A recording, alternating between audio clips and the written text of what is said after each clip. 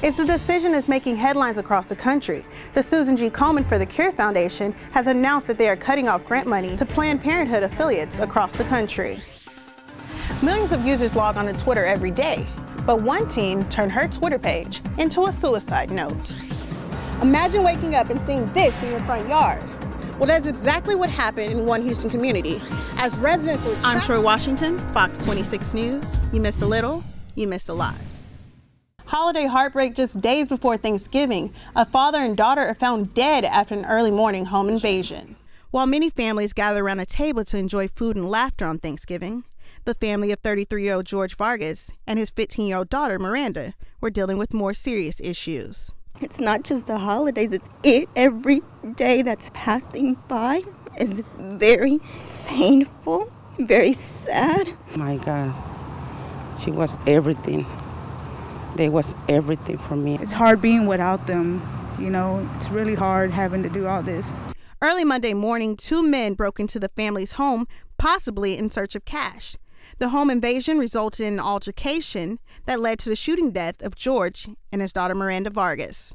Family members say Miranda was your typical teen. She loved to text and give friends advice. She was happy, outgoing, and she hoped to one day learn to play the guitar. I feel like she's still here somewhere. So I just want her back. That's all I want. George Vargas was only 33 years old, and Miranda would have turned 16 on December 9th. The scene was very bad, you know, very bad, and we need to catch who did this. They need to pay for this. The way they did it, they didn't deserve it. We got a $20,000 reward out there for whoever knows anything. Please, this is devastating for the family.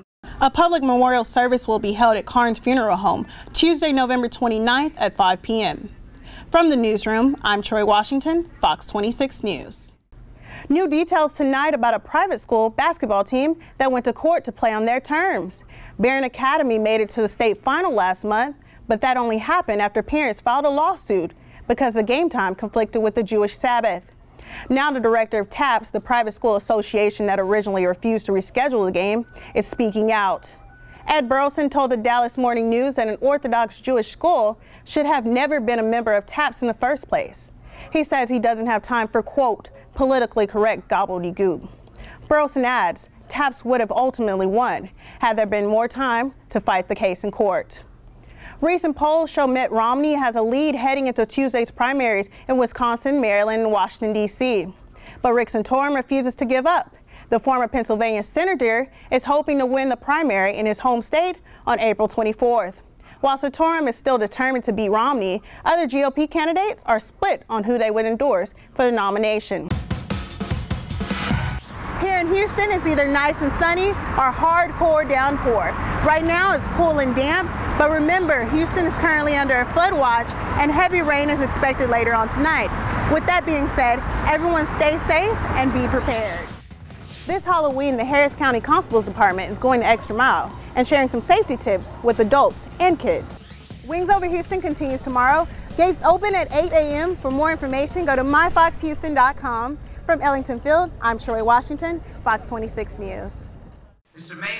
On Friday, the North Forest Independent School District received news that the Texas Education Agency would be revoking their accreditation. HISD don't have anything more to offer our children than we do right here in North Forest. A decision that has angered many members of the community. They go to school tired, they can't think.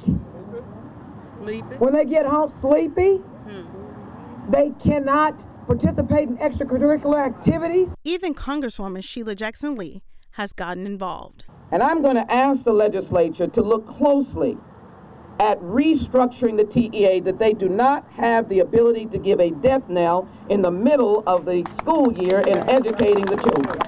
The notification should have come as no surprise, as the school district has consistently failed to meet TEA standards. The budget has been fixed. We've rearranged teachers being in different places. Whoever needs to be wherever they need to be, it has been done. We have a better board leading us now, and we have an excellent superintendent leading us. But concerned members of the community claim that shutting down the district and busing the children to HISD schools isn't the answer. I don't want to bus my children to another district where they already having problems. It's going to stress my kids out, and then, we're going to have they're talking about Dropout rates? No. They didn't have all kinds of problems. According to the members of the community, the closing of the district will prove destructive to more than just the education of the children in the neighborhood. If they close North Forest today, what small school district is next? What rural school district is next? Those in opposition of the TEA's decision argue that the school district is a staple in their community.